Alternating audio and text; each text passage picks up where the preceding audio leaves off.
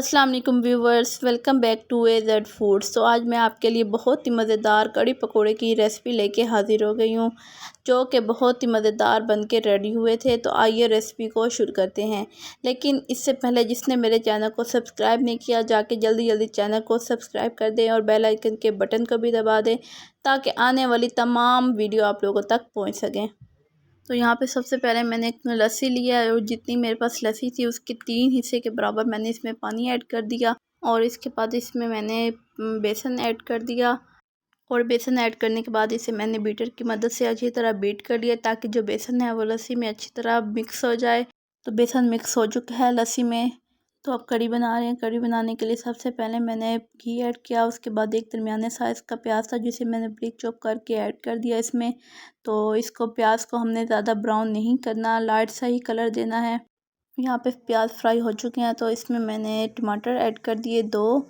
और इसके बाद इसे भी मैंने अच्छी तरह फ्राई कर लेना है। यहाँ पे टमाटर फ्राई हो चुके हैं और ये सॉफ्ट भी हो गए हैं। तो इसमें मैंने लाल मिर्च का पाउडर 1 चम्मच ऐड कर दिया और 1 चम्मच मैंने नमक ऐड कर दिया और इसमें हल्दी ऐड कर दी और इसको मैंने अच्छी तरह मिक्स कर लिया। मसाले डाल के थोड़ा सा फ्राई करने के बाद इसमें मैंने थोड़ा सा पानी ऐड कर दिया, ताकि जो मसाले हैं वो हमारे जल ना जाए। तो इसके बाद इसे भी मैंने मिक्स कर लिया। तो यहाँ पे मसाला भून चुका है और घी भी अलग हो गया। तो अब इसमें मैंने लस्सी ऐड कर दी। लस्सी ऐड करने के बाद इसमें मैंने 2 से 3 हरी मिर्च ऐड कर दी। इससे कड़ी में बहुत ही मज़े का टेस्ट डेवलप हो जाता है। कड़ी को पकने के लिए छोड़ दें। कड़ी को हमने तब तक पकाना है जब तक ये गाढ़ी नहीं हो जाती। तो ये देखें, यहाँ पे हमारी कड़ी जो है वो बिल्कुल रेडी हो चुकी है। और कड़ी को हमने इतना ही गाढ़ा रखना है, इससे ज़्यादा गाढ़ा नहीं करना। पकोड़े रेडी करने के लिए यहाँ पे मैंने आलू को बारीक बारीक काट लिया और इसमें हरी मिर्च भी ऐड कर दिया और इसके बाद इसमें मैंने प्याज भी ऐड कर दिए हैं। इसके बाद इसे अच्छी तरह मिक्स कर लें। मिक्स करने के बाद इसमें मैंने बेसन ऐड कर दिया। बेसन ऐड करने के बाद इसमें मैंने लाल मिर्च ऐड कर दी। लाल मिर्च के बाद इसमें मैंने 2 टेबल स्पून नमक के भी ऐड कर दिए। और इसके बाद फिर मैंने इसमें हल्दी ऐड कर दी थोड़ी सी। उसके बाद इसमें मैंने सूखा धनिया ऐड कर दिया क्रश करके।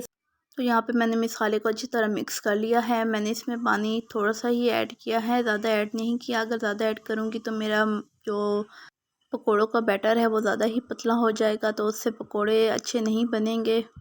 तो यहाँ पे मैंने मसाला मिक्स कर लिया है। मुझे नमक थोड़ा सा कम लगा तो मैंने नमक थोड़ा सा और ऐड कर दिया। इसके बाद इसे भी मैंने मिक्स कर लिया। यहाँ पे घी गर्म हो चुका है, तो मैं हाथों की मदद से पकोड़े बनाने लगी हूँ। तो मैं एक एक करके इसमें पकोड़े ऐड करती जाऊँगी। तो ये देखें, यहाँ पे मैंने सारे पकोड़े ऐड कर दिए हैं। तो यहाँ पे पकोड़े एक साइड से सिक चुके हैं, तो मैं पलटे की मदद से इसको नीचे से हिला दूँगी, ताकि जो पकोड़े हैं वो पैंदे को छोड़ दें। इसके बाद मैं पकोड़ों की साइड को चेंज करने लगी हूँ। तो ये देखें, यहाँ पे मैं एक एक करके पकोड़े की साइड को चेंज कर दूँगी। तो यहाँ पे मैंने सारे पकोड़ों की साइड को चेंज कर दिए। तो आप देख सकते हैं कि कितना ही प्यारा गोल्डन कलर आ चुका है। तो यहाँ पे पकोड़े बिल्कुल रेडी हो चुके हैं, तो मैं इनको निकाल लेती हूँ। पकोड़े बहुत ही मज़ेदार और खस्ता बन के रेडी हुए थे। तो यहाँ पे मैं आपको तोड़ के भी दिखाती हूँ कि पकोड़े अंदर से किस तरह के बने हैं। एक हाथ से मैं वीडियो रिकॉर्ड कर रही थी, तो एक हाथ से मैंने पकोड़े को तोड़ा है। तो ये देखें, यहाँ पे आप देख सकते हैं कि पकोड़े अंदर से भी बहुत ही अच्छी तरह फ्राई हो चुके हैं।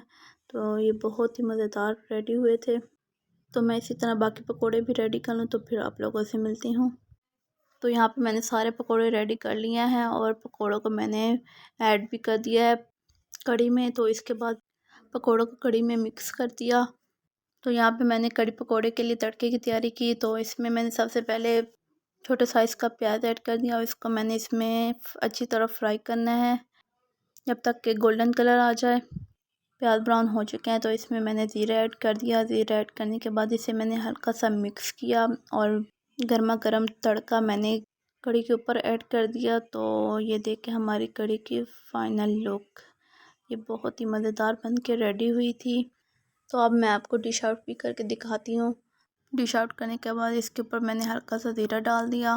तो ये देखें, हमारी कड़ी की फ़ाइनल लुक। तो अगर आपको हमारी रेसिपी अच्छी लगी है तो हमारी वीडियो को लाइक कर दें और चैनल को भी सब्सक्राइब कर दें। तो आप कड़ी पकोड़े को ऐसे भी खाली भी खा सकते हैं और रोटी और चावल के साथ भी इंजॉय कर सकते हैं।